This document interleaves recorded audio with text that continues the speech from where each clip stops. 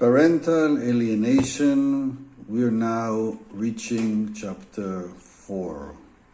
Well, it's a long process. It is really a long process. I mean, this particular process that I'm offering you here is 36 steps long. Yet the process of healing parental alienation is much longer. Okay? You're going to need to be patient. You're going to need to be resilient. You're going to need to rely on the very foundations of your heart, of your love, and to remember that you have this love for your children despite anything that happens, anything. And I'm here to give you tools to sustain this long time, long process, long, painful and challenging process that I have been through in the previous 4 years, and I still am coping with it, but in a much better place. I'm here to give you tools, support, knowledge, motivation, inspiration, to continue this process in a better way. So you may want, after you do all the process here, after you view all the videos and do all the exercises, you may want to repeat it, to do the cycle again and again until you do feel that you start to control this situation in a much more creative and productive way. It is possible. Now hang on, we are only at the very beginning. So now we approach the second part. I remind you that each part contains 3 chapters. The second part has quite a difficult title. Something was stolen from you. This is a very, very painful understanding, a very painful experience to realize that something was stolen from you, and we're talking about the most precious thing in your life, your very children. And it is important to say the words, even if your ex-husband or wife did not mean to steal anything. Maybe they did some unconscious, maybe they weren't aware of the things that they did to support or to promote this alienation. Nevertheless, the fact is that important things were stolen from you. Of course, I'm using the word stolen just as a way to create some emotional response, because this is the feeling. You had it, they were your children, and now they were taken from you, and in a very brutal way, in a very unfair way that it is very hard to deal with. So I'm saying something was stolen from you. And from here we go to chapter 4, that raises the question, were you unaware of this scenario?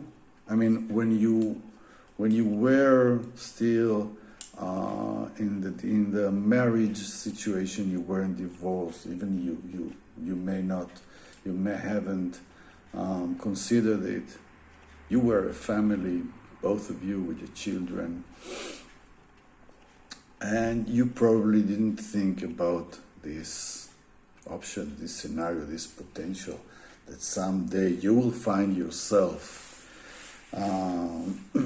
being denied by your children. Most of the people do not consider this scenario. And, we can be stolen from, things can be stolen from us, especially when we are not aware of this potential. It doesn't mean that you could have prevented this, as I said previously. No one is immune to this. It doesn't mean that you could do the divorce differently and to be sure that alienation wouldn't have happened. No. But it is important for us now to appreciate the fact that we weren't aware of this option when we got married, when we had our children, when we decided to get divorced. And most of the time, I would say that the decision to get divorced is the right decision, even for the children. Even if the price is a period of alienation, still, the exposure of children for unhappy marriage, I think, is a worse scenario. So if you were responsible enough to say stop and to cut this unhealthy relationship, I think you did well. Even if it was painful, even if it was painful for the children, I think it's relatively a good investment for their own emotional future. So something was stolen from you. You may go back and try to get back your assets. This is what we're going to do here. Think about the strategy of the actions that we can take and the things that we would like to avoid and to prevent, the mistakes that we wouldn't like to repeat too many times, to reclaim what was stolen from us. But first, we need to acknowledge that something was stolen, yes, and not to be afraid of using these terms, this word, steal, stolen. Although the children are not totally ours, they are not totally our property, but they are part of us, and we are supposed to be there for them, and they are supposed to be near us. And when alienation occurs, it doesn't happen. The right thing doesn't happen, because a certain complex of situations, of personalities, of pressures, of atmosphere created this anomaly that stole from you what belongs to you. And you need to ask the question, you need to ask yourself, was I unaware of this option? Was I in a denial for the option that something negative will happen after the divorce with the children? So we need to ask this question, because the more we are able to look at this reality, the more we are able to realize that we couldn't foresee that these things will be stolen from us, the better we can cope with this problematic issue later. Okay? So, this is what we do in this second part. We put this word, steal, stolen, we put it here on the surface. We don't ignore it, we don't deny it, we don't bypass it. Something was stolen. You are going to fight. And I'm not saying particularly legally. Sometimes you need to do some legal fights, but it doesn't work always. Children doesn't follow all the things that the judge will say.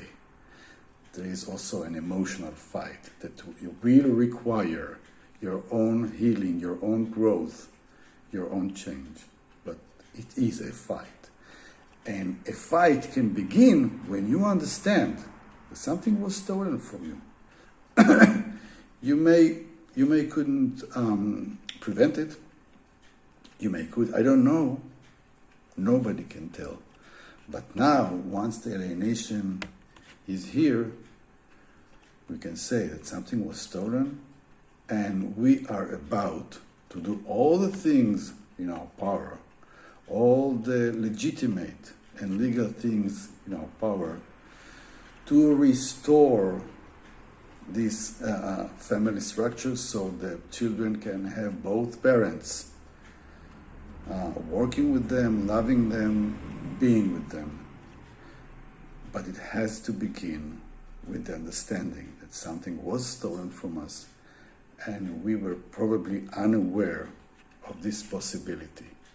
Once we realize this situation, once we agree that stealing happened and we weren't aware of this option, we can continue and we can start acquiring the tools to fight back, to reclaim the things that belong to us and also belong to our children, having both parents with all of them.